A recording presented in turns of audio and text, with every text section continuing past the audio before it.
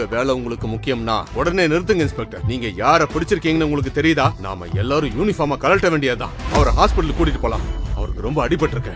ஜெய்ஹிந்த் sir. இந்த பிச்சைக்காரன் இவன் காத்தவராயனோட என்ன சார் சொல்றீங்க? இவன் அந்த கோயில்ல... கமிஷனர் தன் மொபைலை எடுத்து இன்ஸ்பெக்டரிடம் காண்பிக்க அதை பார்த்ததும் இன்ஸ்பெக்டர் பயத்தில் நடுங்க ஆரம்பித்தார். ராஜா லிங்கேஸ்வரன் சார், இங்கயா? என்ன மன்னிச்சிருங்க சார், நீங்க சொல்றபடி எல்லாமே பண்றேன். என்கிட்ட முதல்லயே நீங்க சொல்லிருக்கலாமே. காத்தவராயன் சொன்னதை நம்பி நான் தப்பு பண்ணிட்டேன். அவர் உடனே அந்த பிச்சைக்காரனை விடுவித்ததுடன் தன் சொந்த செருப்பாலேயே தன்னை அடித்துக் கொள்ள ஆரம்பித்தார். நான் நல்லா தான் இருக்கேன். அப்புறம் ஒண்ணு, நான் யாருன்னு இங்க யாருக்கும் தெரியக்கூடாது. சரிங்க சார். பிச்சைக்காரன் ராஜா அங்கிருந்து கிளம்பி மீண்டும் கோயிலின் முன்பு வந்து நின்றான். தலையில் அடிப்பட்ட காயத்தில் சிறிது மண்ணை தடவிக்கொண்டு தன் பாத்திரத்துடன் வழக்கம் போல போய் உட்கார்ந்து கொண்டான். எந்த சத்தமும் எழுப்பாமல் அமைதியாக இருந்தவனை கண்டு பால்கனியில் இருந்து பார்த்துக் கொண்டிருந்த வெண்ணிலா அதிர்ச்சி அடைந்தாள். என்னால உனக்கு ரொம்ப அடிபட்டுடுச்சு, என்ன மன்னிச்சிடு. ராஜா எதுவுமே பேசாமல் அமைதியாக எழுந்து அவளுடன் நடந்தான். அவர்கள் வீட்டு வாசலுக்கு வந்ததும் சரளா அவர்களை தடுத்து நிறுத்தினாள். இந்த நாத்தம் புடிச்ச பிச்சைக்காரனை வீட்டுக்குள்ள கூட்டிட்டு வந்தா உன்னை என் செருப்பாலேயே அடிப்பேன். இதுக்கெல்லாம் நீதான் வெண்ணிலா காரணம். காத்தவராயன் தம்பியை அரைஞ்சது யாரு? ஆனா அவர்தான் உன் உயிரை காப்பாத்தினாரு. இந்த சத்தத்தை கேட்டு வீட்டில் இருந்த அனைவரும் ஓடி வந்தனர். அங்கு நடந்த காட்சியை பார்த்த தாத்தா அதிர்ச்சி அடைந்தார். சரளா தொடர்ந்து பேசிக்கொண்டே இருந்தார். சரளா ஏதோ சொல்ல வருவதற்குள் தாத்தா சத்தமாக சொன்னார். சரளா, போது நிறுத்து. ஒருவேளை அவ இடத்துல உன் பொண்ணு இருந்திருந்தா அந்த ரவுடிக்கு கல்யாணம் பண்ணி வச்சிருப்பியா? வெண்ணிலா செஞ்சதுதான் சரி. உனக்கு ஏதாவது பிரச்சனைனா நீ வீட்டை விட்டு போகலாம். அவனை மாலுக்கு கூட்டிட்டு போய் நல்ல டிரெஸ் வாங்கி கொடுங்க. இதை கேட்டதும் அனைவரும் அதிர்ச்சி அடைந்தனர். சரளா அமைதியாக உள்ளே சென்று விட்டார். தாத்தா வெண்ணிலாவிடம் பிச்சைக்காரனின் காயங்களுக்கு மருந்து போடுமாறு கூறினார். பிறகு தன் பேரன் ராகுலிடம் கூறினார். சரிங்க தாத்தா. சற்று நேரத்தில் ராகுல் அந்த பிச்சைக்காரரான ராஜா லிங்கேஸ்வரனை தனது பைக்கில் ஏற்றிக்கொண்டு மாலுக்கு சென்றான். ஆரம்பத்தில் அங்கிருந்த செக்யூரிட்டி பிச்சைக்காரனை பார்த்ததும் கதவை மூடிவிட்டான். ஆனால் ராகுல் எந்த குடும்பத்தைச் சேர்ந்தவன் என்பது தெரிந்ததும் அவர்களை உள்ளே செல்ல அனுமதித்தான். அங்கு சென்றடைந்ததும் ராகுல் அவனுக்கு சில ஆடைகளை வாங்கி கொடுத்து, இங்க பாருங்க, இந்த ரூம்குள்ள போய் இந்த ட்ரெஸ்ஸை மாத்திட்டு வாங்க. பேசிக்கொண்டே ராகுல் கதவை திறந்தான். திடீரென்று அவன் பேச்சு அப்படியே நின்றது. கதவை திறந்ததும் உள்ளே இருந்து ஒரு பெண் கத்திய சத்தம் கேட்டது. ராகுல் உடனே சாரி சொல்லிவிட்டு கதவை மூடினான். அந்த பெண் கதவை பூட்டாமல் உடை மாற்றிக் கொண்டிருந்தாள். அவன் திரும்பி பார்த்துவிட்டு அந்த பிச்சைக்காரன் ராஜா வேறு ட்ரையல் ரூமுக்குள் செல்வதை கவனித்தான். ராகுல் அங்கிருந்து வெளியே வந்தான். அப்போது ஒரு குத்துச்சண்டை வீரனை போல் இருக்கும் ஒருவன் அவனது வழியை மறித்து சொன்னான். ஏய், நீ என்ன என் கேர்ள் ஃப்ரெண்ட எம்எம்எஸ் எடுக்கிறியா? உன் காதுகளை பிடிச்சுக்கிட்டு கேர்ள் ஃப்ரெண்ட் முன்னாடி கோழி மாதிரி நின்னு சாரின்னு சொல்லு. என்னது? ஆனா அந்த கதவு உள்ளே இருந்து பூட்டவே இல்லையே. நான் சாரி சொல்ல மாட்டேன். இது ஏன் தப்பு இல்ல. அப்ப இத வாங்கிக்க என்று சொல்லிவிட்டு அந்த ஆள் ராகுலை அடிக்க கையை ஓங்கினான். ஆனால் யாரோ அவன் கையை பிடித்து தடுத்தார்கள். அவன் திரும்பி பார்த்துவிட்டு ஷாக் ஆகிவிட்டான். பிச்சைக்காரன் மாலுக்குள்ளையா? எப்படிடா உள்ள வந்த? முட்டாள், என் கையை நீ எப்படிடா பிடிக்கலாம்? என்னடா பண்ண அசிங்கமானவனே? சலீம் டானோட தம்பியையே அடிக்கிறியா? இப்ப பாரு நான் என்ன பண்றேன்னு. இப்படி சொல்லிவிட்டு அவன் ராஜா லிங்கேஸ்வரன் மேல் பாய்ந்தான். ஆனால் ராஜா லிங்கேஸ்வரன் அவனது கையை அப்படியே ஒரு திருப்பினான். கடக்கென்று என்ற சத்தத்துடன் அவனது கையெலும்பு முறிந்தது. அவன் உடனே போனை எடுத்து நகரத்தின் பெரிய ரவுடியான சலீமுக்கு போன் செய்தான். சலீமின் பெயரை கேட்டதும் அவ்விடத்தில் ஒரே கலைபரமானது. எல்லோரும் பயந்து ஓட ஆரம்பித்தனர். ஆனால் ராஜா லிங்கேஸ்வரன் அங்கேயே அசையாமல் நின்றான். சலீமனா, ஒரு பிச்சைக்காரன் என் மேல கைய வச்சிட்டான், அவனை உடனே தூக்கணும். ராஜா லிங்கேஸ்வரன் அமைதியாக நின்றான். ராகுலின் கால்கள் நடுங்கின. அவன் பயத்தில் வேர்வையில் நனைந்தான். அங்கே பயங்கரமான டான் சலீம் வருகிறான். வந்தவுடனேயே அவன் துப்பாக்கியால் சுட அவனது ஆட்களும் உள்ளே நுழைந்ததும் லிங்கேஸ்வரனை தாக்க தொடங்குகிறார்கள். ஆனால் அடுத்து அங்கு நடந்த காட்சியை பார்த்து அனைவரும் உறைந்து போய் நின்றார்கள். 10 வினாடிகளில் 10 ரவுடிகளும் அடிபட்டு கீழே விழுந்து கிடந்தனர். சலீம் பாயால் தனது கண்களையே நம்ப முடியவில்லை. அவன் அதிர்ச்சியுடன் அந்த பிச்சைக்காரன் ராஜா லிங்கேஸ்வரனிடம் சென்று சொன்னான். எவ்வளவு திமிரு உனக்கு? என் ஆளுங்க மேலேயே கை வைக்கிறியா? இல்ல உன்னை அடிச்சு என் கையை அழுக்காக்கிக்க விரும்பல. அதுக்கு பதிலா இந்த பையனோட கழுத்தை 6 இன்ச்சு குறைக்க போறேன். இதை சொல்லி முடிப்பதற்குள் அருகில் நின்ற ராகுலை பிடித்து இழுத்து அவனது கழுத்தில் கூர்மையான கத்தியை வைத்தான். அடுத்து நடந்த அதிர்ச்சியிலிருந்து ராகுலால் மீளவே முடியவில்லை. இதுவரை வாய் பேசாத ஊமையாக இருந்த பிச்சைக்கார ராஜா கம்பீர குரலில் பேச ஆரம்பித்தான். சலேம், உன்கிட்ட நான் கொஞ்சம் பேசணும். நீயா என்கிட்ட பேசணுமா? உன்ன மாதிரி பிச்சைக்கார மேல எச்சில் கூட துப்ப மாட்டேன். நீ என் பேச்சை கேட்கலனா உனக்கு தான் நஷ்டம். சலீம் சிறிது நேரம் யோசித்து விட்டு சொன்னான். சரி, ஓகே, சொல்லு. உன் காதுக்குள்ள ரகசியமா சொல்லுவேன். ஏய், என்ன கேமா நடக்குதுங்க? அந்த பையன் தப்பி விட்டான். இதுக்கப்புறம் ஏதாவது நடந்தா நான் பொறுப்பில்ல. சலீம் யோசனையில் ஆழ்ந்தான். சரி, ஓகே, என் காதுல வந்து சொல்லு. பிச்சைக்காரன் ராஜா லிங்கேஸ்வரன் அவன் அருகில் சென்று அவன் காதில் எதையோ முணுமுணுத்தான். அதை கேட்டதும் சலீமின் கையும் காலும் மரத்து போனது. ராகுல் அவனது பிடியிலிருந்து நழுவினான். ஜாவித் தம்பி, உங்க கேர்ள் ஃபிரெண்ட இவன் முன்னாடி கோழி மாதிரி நடிச்சுக்கிட்டு சாரி கேட்க சொல்லு. இப்படி சொல்லிவிட்டு அவன் பயத்தில் அங்கேயே மயங்கி விழுந்தான். இதை குழப்பத்துடன் பார்த்த அனைவரும் அதிர்ச்சி அடைந்தனர். இதுவரை தனது ரவுடி அண்ணனின் பெயரை சொல்லி பெருமை பேசிக் கொண்டிருந்த அந்த ஜாவித் பயத்தில் வேர்வையில் நனைந்தான். ராஜா லிங்கேஸ்வரன் ராகுலின் கையை பிடித்துக் கொண்டு அங்கிருந்து கிளம்பினான்.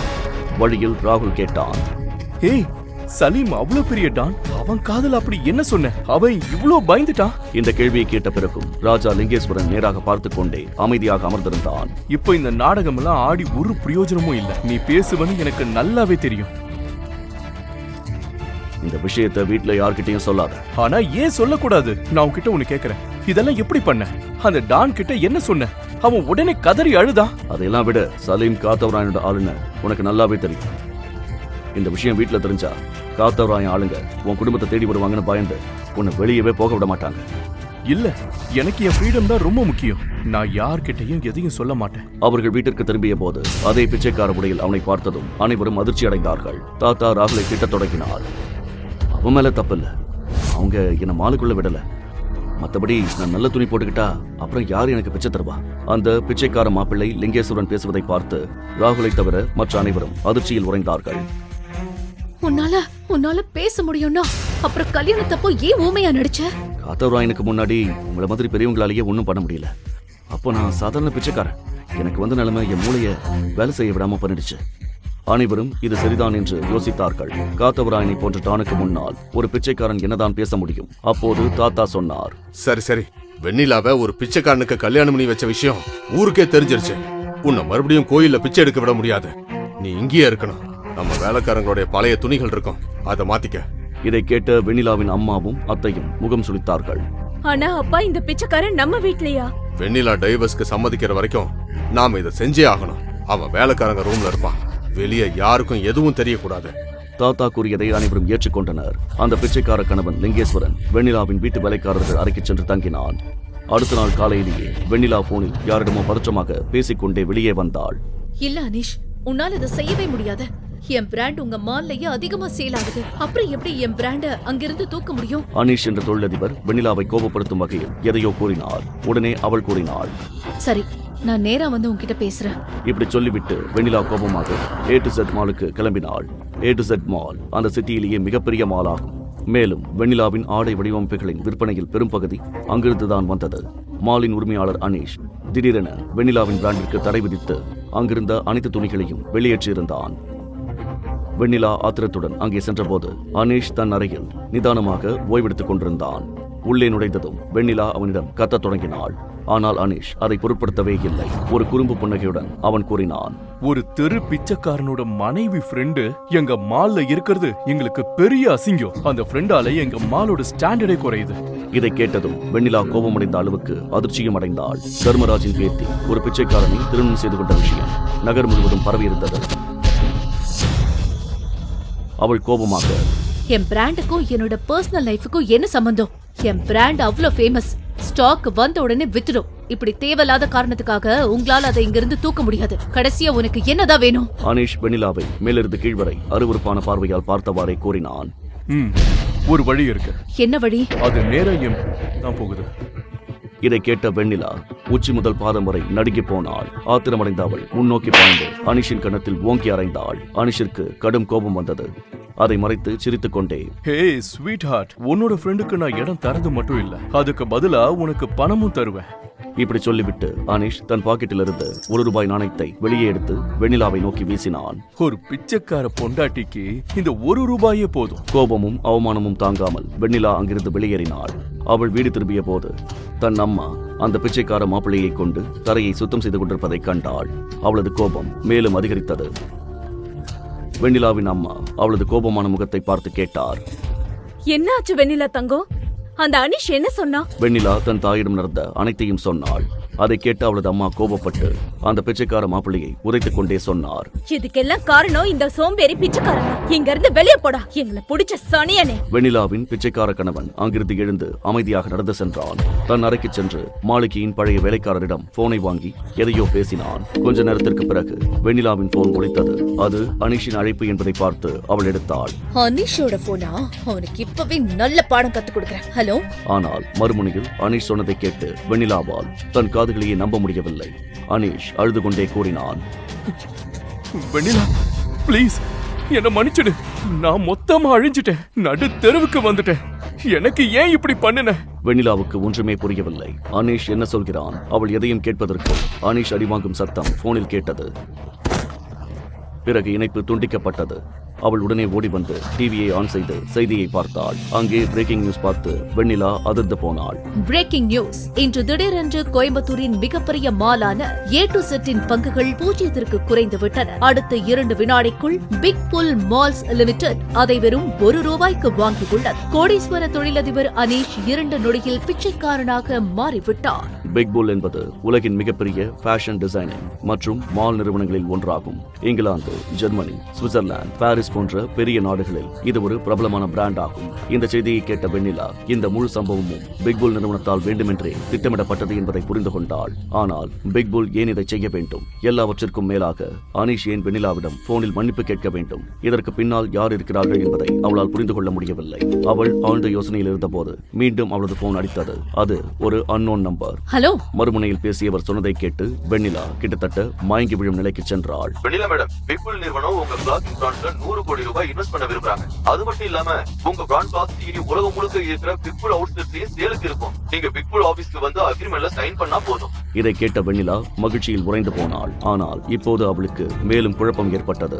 நிச்சயமா யாரோ பின்னால இருந்து இதை பண்றாங்க. ஆனா யாரு? எதுக்காக? அனீஷ் ரூம்ல நடந்ததை நான் அம்மா கிட்ட மட்டும் தானே சொன்னேன். அப்ப இது வேற யாருக்கு தெரியும்? எப்படி தெரிஞ்சிருக்கும்? அப்போது எதையோ யோசித்த வெண்ணிலா அதிர்ச்சி அடைந்தாள். அந்த பிச்சைக்காரன் நான் அம்மா கிட்ட எல்லாத்தையும் சொல்லும்போது அவன் மட்டும் தானே அங்க இருந்தா. நான் என்ன லூசுத்தனமா யோசிக்கிறேன். அவன் ஒரு பிச்சைக்காரன், அவனால் இதெல்லாம் செய்யவே முடியாது. வீட்டில் இருந்த அனைவரும் இந்த செய்தியை கேட்டதும் பேரானந்தத்தில் திளைத்தனர். கடந்த சில நாட்களாக அந்த குடும்பத்திற்கு வந்த முதல் நற்செய்தி இதுவே ஆகும். அதுவும் எவருமே கனவிலும் நினைத்து பார்த்திராத ஒரு பெரும் மகிழ்ச்சி. வெண்ணிலாவோட இந்த அச்சீவ்மெண்ட்டை கொண்டாடுறதுக்காக இன்னைக்கு ஈவினிங் நாம ஒரு பார்ட்டி வைக்க போறோம். அனைவரும் பார்ட்டிக்கான ஏற்பாடுகளில் மும்முரமாக ஈடுபட்டனர். தாத்தா தன் அறைக்கு சென்றபோது அவருடைய போன் ஒலித்தது. ஸ்கிரீனில் தெரிந்த பெயரை கண்டதும் அவரது முகம் வெளுத்து போனது. காத்தவராயன் மீண்டும் அழைத்திருந்தான். நடுங்கும் கைகளுடன் அவர் போனை எடுக்க மறுமுனையிலிருந்து காத்தவராயன் பேசினான். தர்மராஜ், ஒரு பிச்சைக்காரன மருமகனா அடைஞ்சது எப்படி இருக்கு?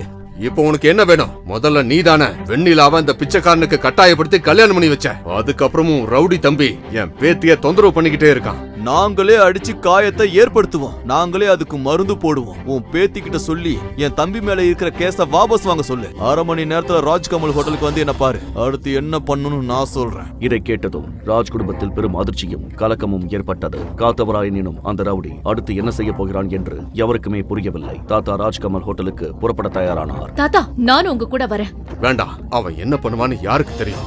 நானும் உன் அப்பாவும் மட்டும் போறோம். 2 மணி நேரத்துக்கு மேல ஆச்சுன்னா நீ போலீஸ்க்கு போன் பண்ண. சரி தாத்தா. தாத்தாவும் வெண்ணிலாவின் தந்தையும் புறப்பட்டு வெளியே வந்தனர்.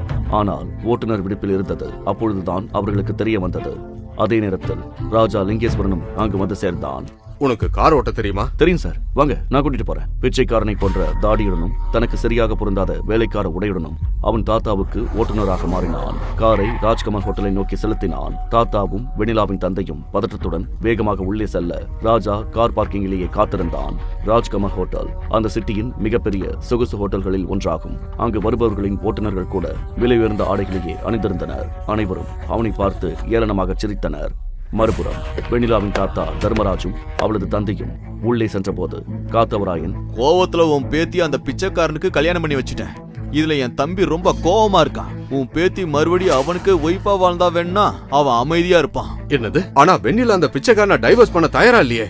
அப்புறம் என் தம்பி உங்க குடும்பத்தை என்ன பண்ணுவான்னு எனக்கே தெரியாது. அப்ப நான் என்னதான் பண்ணணும்னு சொல்லு. உன் ரவுடி தம்பியால என் பேத்திக்கும் என் குடும்பத்தோட உயிருக்குமே ஆபத்தா இருக்கு. ஒருவேளை அந்த பிச்சைக்காரன் இந்த உலகத்திலேயே இல்லன்னா, ஆமா, நான் இப்பவே அவனை வர சொல்றேன். உடனே காத்தவராயனின் ஆட்களில் ஒருவன் லிங்கேஸ்வரனை அழைத்து வரச் சென்றான். ஹோட்டலின் நுழைவாயிலுக்கு வந்தபோது அங்கிருந்த செக்யூரிட்டி கார்டு அவர்களை தடுத்து நிறுத்தினான். ஏய் இல்லடா, இந்த பிச்சைக்காரன் எங்க உள்ள கூட்டிட்டு போறீங்க?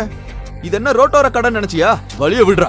இதுக்கு மேல ஏதாவது பேசுன ஒரே நொடியில உன் உயிர் ஓங்கிட்ட இருக்காது. அந்த சத்தத்தை கேட்டு அங்கிருந்த 4 ஆஜானுபாகுவான பாதுகாப்பு காவலர்கள் விரைந்து வந்து அந்த ரவுடியை பிடித்துக் கொண்டனர். காத்தவராயன் டான் என்ன உள்ள வர சொல்லிருக்காரு. காத்தவராயனின் பெயரை கேட்டதும் அவர்கள் கைகளை கீழே இறக்கினர். பயத்தில் நடுங்கிக் கொண்டே விலகி வழிவிட்டார்கள். ரவுடி ராஜா லிங்கேஸ்வரனை உள்ளே அழைத்துச் சென்றான். அங்கே ஒரு பிச்சைக்காரனை கண்டதும் ஹோட்டலே அதிர்ந்தது. காத்தவராயனின் ஆள் ராஜா லிங்கேஸ்வரனுடன் அறைக்கு சென்றான். தர்மராஜன், வெண்ணிலாவின் அப்பாவும் ஏற்கனவே அங்கே காத்திருந்தனர். பிச்சைக்காரன் லிங்கேஸ்வரன் உள்ளே நுழைந்தவுடன் தர்மராஜ், வெண்ணிலாவின் அப்பாவும் விரைவாக எழுந்து நின்று பதற்றத்துடன் கூறினர், இப்ப இந்த பிச்சைக்காரன் உங்க கையில, இவனை வச்சு நீங்க என்ன வேணாலும் பண்ணிக்கோங்க. இப்படி சொல்லிவிட்டு அவர்கள் இருவரும் வெளியே கதவை மூடிவிட்டு ஓடிவிட்டார்கள். உள்ளே காத்தவராயனும் ராஜா லிங்கேஸ்வரனும் மட்டுமே இருந்தனர். காத்தவராயன் தன் துப்பாக்கியை எடுத்து லிங்கேஸ்வரனின் தலையில் வைத்தான். பிச்சைக்காரனா இருந்துகிட்டு பணக்காரங்களோட பணத்தை அனுபவிக்க ஆசையாடா? உன்னை இந்த பிச்சைக்கார வாழ்க்கையில இருந்து விடுவிக்கிறேன். அப்புறம் எல்லா சந்தோஷமும் உனக்கு மேல போய் தான் கிடைக்கும். ராஜா லிங்கேஸ்வரன் பேசத் தொடங்கினான். அதை கேட்ட காத்தவராயன் அதிர்ச்சியில் உறைந்து போனான். சார், எனக்கு ஒரே ஒரு கடைசி ஆசை தான் இருக்கு. அதை மட்டும் நிறைவேற்றி வைங்க. ஒரே ஒரு போன் மட்டும் பேசிக்கிறேன் சார். ஓ, உனக்கு போன் பண்ற அளவுக்கு சொந்தக்காரங்க இருக்காங்களா? நல்லா இருக்கே தம்பி, வா உன் கடைசி ஆசையை நிறைவேற்றி வைக்கிறேன். காத்தவராயன் தன் போனை ராஜா லிங்கேஸ்வரனிடம் கொடுத்தான். ராஜா லிங்கேஸ்வரன் போனை வாங்கி ஒரு எண்ணை டயல் செய்து ஒரே ஒரு மிஸ்டு கால் கொடுத்துவிட்டு போனை துண்டித்தான். ஏய், இது ஒன்ன மாதிரி பிச்சைக்கார போன் கிடையாதுடா. மிஸ்டு கால் கொடுத்துட்டு நிக்கிறதுக்கு. இது காத்தவராயனோட போன். உனக்கு ஒரே ஒரு நிமிஷம் தான் டைம். காத்தவராயன் டான் தன் பேச்சை முடிப்பதற்குள் வானத்தில் ஹெலிகாப்டர்களின் சத்தம் கேட்கத் தொடங்கியது. ஹோட்டலின் முன்பகுதி முழுவதும் புழுதி மண்டலமாக மாறியது. காத்தவராயன் அதிர்ச்சி அடைந்தான். ஹெலிகாப்டரா? ஏ பிச்சைக்கார பயலே, யாருக்கு மிஸ்டு கால் கொடுத்த? நீ உண்மையிலேயே யாருடா? ராஜா லிங்கேஸ்வரன் தன் இடத்தில் புன்னகையுடன் நின்று கொண்டிருந்தான். அந்த ஹெலிகாப்டர்கள் உண்மையில் பிச்சைக்காரன் ராஜா லிங்கேஸ்வரனுக்காகத்தான் வந்தனவா? ராஜா லிங்கேஸ்வரன் கொடுத்த மிஸ்டு காலுக்கும் அந்த ஹெலிகாப்டர்களுக்கும் ஏதேனும் தொடர்பு இருக்கிறதா? ராஜா லிங்கேஸ்வரன் பார்ப்பதற்கு அப்படி இல்லையா? நான் இந்த பிச்சைக்காரனை கண்டிப்பா கல்யாணம் பண்ணிக்க மாட்டேன். என் கையை விடுங்க. சிவப்பு நிற திருமண உடையில் இருந்த வெண்ணிலாவின் குரல் அந்த அலங்கோலமான பந்தலில் எதிரொலித்தது. ஆனால் அவளுடைய தைரியம் நீண்ட நேரம் நீடிக்கவில்லை. அடுத்த கணமே காத்தவராயன் என்ற ஆபத்தான ரவுடி அவளுடைய தம்பி ராகுலின் நெற்றியில் துப்பாக்கியை வைத்தான். இல்ல இல்ல, என் தம்பியை விட்டுருங்க. உங்க பகை என் கூட தானே, அப்போ என் உயிரை எடுத்துக்கோங்க. காத்தவராயனின் உதடுகளில் ஒரு ஆபத்தான புன்னகை படர்ந்தது. அவனது கண்கள் வெறுப்பாலும் பழிவாங்கலாலும் நிறைந்திருந்தன. நீ மட்டும் என் தம்பிய கல்யாணம் பண்ணிக்க மாட்டேன்னு சொல்லாம இருந்திருந்தா இன்னைக்கு இந்த சிட்டியோட ராணியா இருந்திருப்ப. ஆனா நீ ஒரு பிச்சைக்காரனோட பொண்டாட்டி ஆகணுங்கிறது தான் உன் தலைவிதி. இதை கேட்டதும் தன் மகளின் பரிதாபமான நிலையை பார்த்துக் கொண்டிருந்த வெண்ணிலாவின் தந்தை தங்கபாண்டி திடீரென உறைந்து போனார். அவர் பயத்தால் நடுங்கி மண்டியிட்டு அவனது காலை பிடித்து கெஞ்சினார். தயவு செஞ்சு என்ன மன்னிச்சிருங்க. அவன் செஞ்சது பெரிய தப்புதான். இவ்வளவு பேர் முன்னாடி நான் உங்ககிட்ட மன்னிப்பு கேட்டுக்கிறேன். என் மகளோட வாழ்க்கையை பாழாக்கிடாதீங்க ப்ளீஸ். சில மாதங்களுக்கு முன்பு காத்தவராயனின் தம்பி வெண்ணிலாவிடம் காதலை சொன்னபோது அவள் அதை மறுத்துவிட்டாள். இதனால் அவன் தம்பி அவளிடம் தவறாக நடக்க முயன்றான். வெண்ணிலா அவனை ஜெயிலுக்கு அனுப்பினாள். இதற்கு பழி வாங்குவதற்காக காத்தவராயன் இப்படி ஒரு ஏற்பாட்டை செய்திருந்தான். மாணிக்கம் தன் திருமண ஊர்வலத்தை வெண்ணிலாவின் வீட்டை நோக்கி அழைத்துச் சென்று கொண்டிருந்தான். திடீரென காத்தவராயன் அந்த ஊர்வலத்தை தடுத்து நிறுத்தினான். இந்த கல்யாணம் நடக்காது. இதை கேட்டதும் அங்கே பலத்த அமைதி நிலவியது. ஏய், என்ன சொல்ற நீ? இன்னைக்கு என் மகனோட கல்யாணம். கல்யாணம் நடந்தா மாப்பிள்ள உயிரோட வீட்டுக்கு போக மாட்டான். தம்பி, நாங்க இப்போவே கிளம்பிடுறோம். ஆனால் காத்தவராயனின் பழிவாங்கும் வெறி இன்னும் அடங்கவில்லை. கோவில் படிக்கட்டில் ஒரு பிச்சைக்காரன் அமர்ந்திருப்பதை அவன் கவனித்தான். அவனது ஆடைகள் அழுக்காக இருந்தன. தலையிலும் தாடியிலும் முடிகள் நீளமாக வளர்ந்திருந்தன. கஜபதி, அந்த பிச்சைக்காரனை இங்க கூட்டிட்டு வா. அவனை இந்த குதிரை மேல உட்காரவை. இன்னைக்கு அவன் வெண்ணிலாவை கல்யாணம் பண்ணிப்பான். ஊர்வலத்தில் சில துப்பாக்கி ஏந்திய ரவுடிகள் நடனமாடிக் கொண்டிருந்தனர். அதே சமயம் குதிரை மீது அமர்ந்திருந்த அந்த பிச்சைக்காரனோ குழப்பத்தில் இருந்தான். என்ன நடக்கிறது என்று அவனுக்கு புரியவில்லை. மேலதாளங்கள் மற்றும் துப்பாக்கிச்சூடு சத்தத்துடன் பிச்சைக்காரனின் திருமண ஊர்வலம் வெண்ணிலாவின் வீட்டை அடைந்தது. பின்னர் வெண்ணிலா இந்த திருமணத்தை மறுத்தபோது காத்தவராயன் அவளது தம்பியின் தலையில் துப்பாக்கியை வைத்துச் சொன்னான். உன் தம்பி உனக்கு உயிரோட வேணும்னா நீ இந்த பிச்சைக்காரனை கல்யாணம் பண்ணித்தான் ஆகணும். நான் சம்மதிக்கிறேன். அவள் சம்மதம் சொன்னதை கேட்டதும் காத்தவராயனின் முகத்தில் ஒரு விசித்திரமான புன்னகை தோன்றியது. சொல்லப்போனா உன் புருஷன் உன்கிட்ட எதையும் பேசக்கூட மாட்டான். அவன் ஒரு ஊமை. அதை கேட்டதும் வெண்ணிலா அந்த பிச்சைக்காரனை உற்று பார்த்தாள். அங்கிருந்த மக்கள் அவனது அழுக்க ஆடைகளையும் அவலமான கோலத்தையும் கவனித்தனர். ஆனால் வெண்ணிலாவின் பார்வை அவனது நிசப்தமான கண்களை கவனித்தது. அந்த ஏழை ரவுடிகளிடம் மாட்டிக்கொண்டான். டேய் கஜபதி, மாப்பிள்ளைய கூட்டிட்டு வா. பொண்ணு அவனை பார்க்க தவிச்சுக்கிட்டு இருக்கா. வாடா ராஜா, இன்னைக்கு உனக்கு கல்யாணம். நீ கொடுத்து வச்சவன். கஜபதி பிச்சைக்காரனின் கையை பிடித்து மேடையை நோக்கி இழுக்க முயன்றான். ஆனால் பிச்சைக்காரன் அவனது கையை உதறினான். ஏய் கழுத, நான் உன் தலையெழுத்தையே மாத்த பாக்குறேன். நீ என்னடானா சாக்கடையிலேயே இருக்க ஆசைப்படுறியா? வா முன்னாடி நட. பிச்சைக்காரன் காத்தவராயனின் பேச்சை கேட்காத போது அவன் நேரத்தை வீணடிக்காமல் அவனது கன்னத்தில் 3-4 முறை பலார் என்று அறைந்தான். பிச்சைக்காரனின் வாயிலிருந்து ரத்தம் வடிய தொடங்கியது. அவன் ஊமையாக இருந்ததால் அவனால் அலறக்கூட முடியவில்லை. பந்தலில் இருந்தவர்கள் பிச்சைக்காரனை பார்த்து பரிதாபப்படத் தொடங்கினர். வெண்ணிலாவின் கண்கள் விரிந்தன. இவனுக்கும் இந்த பொண்ணு மேல பரிதாபம் வந்துருச்சு போல இருக்கு. அதான் இந்த பொண்ணுக்காக அடி வாங்கவும் ரெடியா இருக்கான். அப்ப இப்ப என்ன பண்றது பாஸ்? நமக்கு இன்னொரு பிச்சைக்கார அவ்வளவு சீக்கிரம் கிடைக்க மாட்டானே. டேய் பிச்சைக்காரா கேளு, இந்த பையன் அவனோட அக்கா சம்மதிச்சதால தப்பிச்சான். ஆனா நீ இப்படியே பிடிவாதம் பிடிச்சா இவன் கண்டிப்பா உயிரோட இருக்க மாட்டான். காத்தவராயனின் வார்த்தைகள் உடனடியாக பிச்சைக்காரனை பாதித்தன. இப்போது அவனது கண்களில் ஒரு பதற்றம் தெரிந்தது. அவன் ராகுலையும் பின்னர் வெண்ணிலாவையும் பார்த்தான். வெண்ணிலாவும் இப்போது அவனது உதவியற்ற நிலையை முழுமையாக புரிந்து கொண்டாள். என்னாச்சு? நான் சொல்றது உனக்கு புரியலையா? இந்த பையனை பலி கொடுக்க போறியா? காத்தவராயன் ராகுலின் தொண்டையில் கத்தியை அழுத்தினான். பிச்சைக்காரன் தானாகவே மேடையை நோக்கி நகர அதுவே போதுமானதாக இருந்தது. ஏ ஐயரே, ஸ்டார்ட் பண்ணு. அவரும் தயக்கத்துடன் மந்திரங்களை ஓதினார். திருமணம் முடிந்தது. வெண்ணிலா தன் திருமணத்தை பற்றி எத்தனையோ கனவுகளை கண்டிருந்தாள். ஆனால் இன்று ஒரு பிச்சைக்காரனை திருமணம் செய்து கொள்ளும் அளவுக்கு அவள் உதவியற்றவளாகிவிட்டாள்.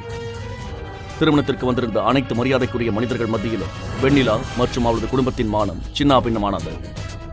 வாழ்த்துக்கள் தர்மராஜ். இன்னைக்கு உங்க பேத்தி உங்களோட கௌரவத்தை எங்கேயோ கொண்டு போயிட்டா. காத்தவராயன் ராகுலை விட்டுவிட்டு கிளம்ப திரும்பினான். ஆனால் ஏதோ ஞாபகம் வந்தவனாக வெண்ணிலாவிடம் சென்றான். என்கிட்ட வச்சுக்கிட்டா என்ன நடக்கும்னு பாத்தியா? இன்னைக்கு நீ இந்த பிச்சைக்காரனோட பொண்டாட்டி ஆயிட்ட. Happy married life. முதல் இரவை நல்லா என்ஜாய் பண்ணு. இதற்கு பிறகு காத்தவராயன் அங்கிருந்து கிளம்பினான். அவன் தன் கூட்டாளிகளுடன் வெளியேறியதும் வெண்ணிலா மயங்கி தன் இருக்கையிலேயே சரிந்தாள். என் பொண்ணுக்கு என்னாச்சு? யாராச்சும் கொஞ்சம் பாருங்களேன். பயப்பட எதுவும் இல்லை. அதிக மன அழுத்த காரணமா அவங்க மயங்கிட்டாங்க. இன்னும் கொஞ்ச நேரத்துல அவங்களுக்கு நினைவு வந்துடும். இதை கேட்டதும் ராகுல் தன் அக்காவை தூக்கிக் கொண்டு உள்ளே சென்றான். அங்கிருந்த உறவினர்களும் தங்களது சிரிப்பை அடக்கிக் கொண்டு மெல்ல நகரத் தொடங்கினர்.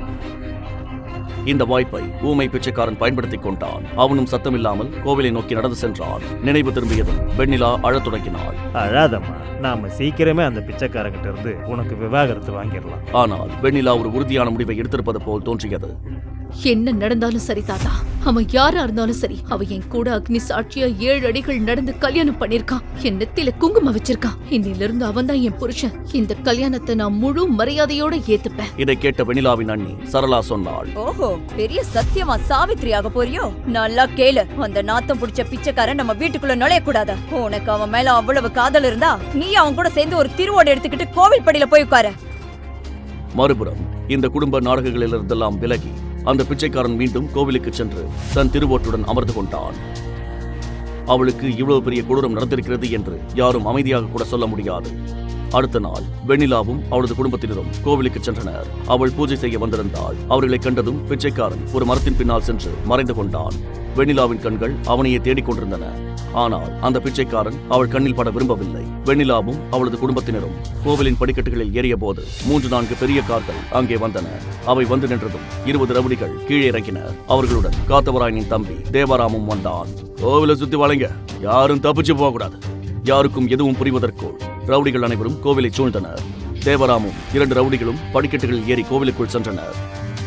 வெண்ணிலா கண்களை மூடிக்கொண்டு கோவிலை பலம் வந்து கொண்டிருந்தாள். திடீரென்று தனக்கு முன்னால் யாரோ நிற்பதை அவள் உணர்ந்தாள். அவள் கண்களை திறந்தாள். அவளுக்கு முன்னால் நின்ற மனிதனை கண்டு அவள் உடல் நடுங்கியது. இப்போ உனக்கு என்ன வேணும்? உங்க அண்ணன் காத்தவராயன் ஏற்கனவே என் வாழ்க்கையை ஒரு வேடிக்கை பொருளாக்கிட்டான். என் அண்ணா உனக்கு ஏதோ ஒரு பிச்சைக்காரனோட கல்யாணம் பண்ணி வச்சதா கேள்விப்பட்டேன். ஆனா இந்த கல்யாணத்தை நான் ஏத்துக்க மாட்டேன். நான் உன்னை இப்பவே இந்த கோயில்ல வச்சு கல்யாணம் பண்ணிப்பேன். நமக்கு முதலிரவோ நடக்கும். வெண்ணிலாவின் உடல் முழுவதும் ஒரு நடுக்கம் பரவியது. அவள் அங்கிருந்து தன் குடும்பத்தை நோக்கி ஓடினாள். தேவராம் அவளுக்கு பின்னால் ஓடி வந்து அவளது கையை பிடித்தான். காத்தவராயனின் தம்பியை கோவிலில் கண்டதும் குடும்பத்தினர் அனைவரும் அதிர்ச்சி அடைந்தனர். அதை தடுக்க யாருக்கும் தைரியம் இல்லை. வெண்ணிலாவால் தன் முழு பலத்தை பயன்படுத்தியும் அவனது பிடியிலிருந்து கையை விடுவிக்க முடியவில்லை. அன்னைக்கு உன் கை என் கணத்துல பட்டுச்சுல்ல, கடவுள் மேல சத்தியமா சொல்றேன், இந்த பூ மாதிரி மென்மையான கையை பிடிச்ச தீர்வன் நான் சபதம் எடுத்தேன். ஆனால் அவன் தன் வாக்கியத்தை முடிப்பதற்குள் வலியால் அவனது அலறல் சத்தம் கோவில் முழுவதும் எதிரொலித்தது. வெண்ணிலா ரவுடி தேவாரத்தின் கையை ரத்தம் வரும் அளவுக்கு பலமாக கடித்திருந்தாள். தேவாரத்தின் பிடி தளர்ந்தது. வெண்ணிலா அவனை தள்ளிவிட்டு படிக்கட்டுகளை நோக்கி ஓடினாள். தேவாராம் ஆத்திரமடைந்தான். என்னைய கடிக்கிறியா நீ? இந்த ரொமான்ஸ் எல்லாம் போதும், நீ நான் என்ன பண்றேன்னு பாரு. இதை சொல்லிவிட்டு தேவராம் வெண்ணிலாவை துரத்தினான். அவன் கையில் ஒரு ஹாக்கி ஸ்டிக்குடன் ஓடினான். வெண்ணிலா வெறித்தனமாக ஓடிக்கொண்டிருந்தாள். அவசரத்தில் படிக்கட்டுகளுக்கு அருகில் அவளது துப்பட்டாவில் கால் சிக்கி அவள் அங்கேயே நிலைதடுமாறி விழுந்தாள். தேவாராம் அவளிடம் விரைந்து வந்து கோபமாக கத்தினான். இப்ப பாரு உன் மண்டையை எப்படி பழக்கிறான். இதை சொல்லிவிட்டு அந்த ரவுடி தேவாராம் தன் ஹாக்கி ஸ்டிக்கை உயர்த்தினான். வெண்ணிலா பயத்தில் கண்களை மூடிக்கொண்டாள். அவள் கண்களை இறுக்கமாக மூடினாள். இனி தப்பிக்க வழியே இல்லை என்று அவளுக்கு தெரியும். ஆனால் 2 வினாடிகள் கடந்தன. 3 வினாடிகள் காத்திருந்தாள். ஹாக்கி ஸ்டிக் அவள் மீது படவில்லை. அவள் கண்களை திறந்து பார்த்தபோது அங்கிருந்த காட்சியை கண்டு அதிர்ந்தாள். தேவராம் அவளை பார்க்காமலேயே அந்த பிச்சைக்காரனை பலமாக அடித்துக் கொண்டிருந்தான். திடீரென்று தேவராம் இதை கவனித்தான். அவன் பிச்சைக்காரனை பார்த்ததும் ஹாக்கி ஸ்டிக்கை கீழே இறக்கிவிட்டு சொன்னான், ஓஹோ, என்ன ஒரு பாசகார புருஷன். இதுவும் நல்லதுக்கு தான். இப்ப இவ விதவாயிடுவான். அதுக்கப்புறம் நான் இவ கூட முதலிரவ கொண்டாடுவேன். விதவ மறுமணம் நல்லது தானே. நான் ஒரு சமூக சேவை தானே செய்யறேன். ஆனால் ரத்த வெள்ளத்தில் இருந்த அந்த பிச்சைக்காரன் திடீரென முன்னோக்கி பாய்ந்து தேவாரத்தை பலமாக தள்ளினான். அவன் படிக்கட்டுகளில் உருண்டு விழுந்தான். அவனது உடலிலிருந்து ரத்தம் வெளியேறியது. அவன் அலறத் தொடங்கினான். ஆனால் அதே நேரத்தில் ஒரு போலீஸ் ஜீப் அங்கே வந்தது. போலீசாரை கண்டதும் வெண்ணிலாவும் அவளது குடும்பத்தினரும் நிம்மதி அடைந்தனர். அவர்கள் இன்ஸ்பெக்டரை நோக்கி ஓடினர். அவள் ஏதோ சொல்ல முற்பட்ட போது இன்ஸ்பெக்டர் சொன்னார், இந்த பிச்சைக்காரனை பிடிச்சி ஸ்டேஷனுக்கு கூட்டிட்டு போங்க. மேடம், நீங்க வீட்டுக்கு கிளம்புங்க. இது போலீஸ் விஷயம். இந்த பிச்சைக்காரன் காத்தவராயன் சாரோட தம்பியை அடிச்சிருக்கான். இவனுக்கு கண்டிப்பா தண்டனை கிடைக்கும். ஆனா இன்ஸ்பெக்டர் சார், இவர்தான் என்ன காப்பாத்தினாரு. வெண்ணிலா ஏதோ சொல்ல வந்த போது அவளது அண்ணி சரளா அவளை தடுத்து நிறுத்தி சொன்னாள், ஒண்ணு பண்ணு, நீயும் அவன் கூடவே போயிரு. ஜெயிலுக்குள்ள போய் 2 பேரும் ஆடு புலி ஆட்டம் விளையாடுங்க. இதை சொல்லிவிட்டு சரளா வெண்ணிலாவின் கையை பலவந்தமாக பிடித்து இழுத்துச் சென்றாள். போலீஸ்காரர்கள் பிச்சைக்காரனை கைது செய்தனர். அவனும் அமைதியாக அவர்கள் பின்னால் சென்றான். கமிஷனர் முதல் முதலமைச்சர் வரை அனைவரும் ஏன் அவனுக்கு தலை வணங்குகிறார்கள்.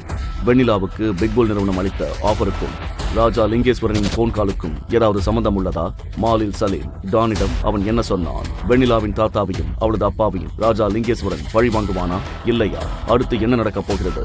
மீதமுள்ள கதையை தெரிந்து கொள்ள பாக்கெட் எஃப்எம் யூடியூப் சேனலில் அடுத்த எபிசோடை பாருங்கள். மேலும் பெக்கர் ஹஸ்பண்டின் அனைத்து எபிசோடுகளையும் கேட்க டிஸ்கிரிப்ஷனில் உள்ள லிங்கை கிளிக் செய்து பாக்கெட் எஃப்எம் ஆப்பை டவுன்லோட் செய்யவும்.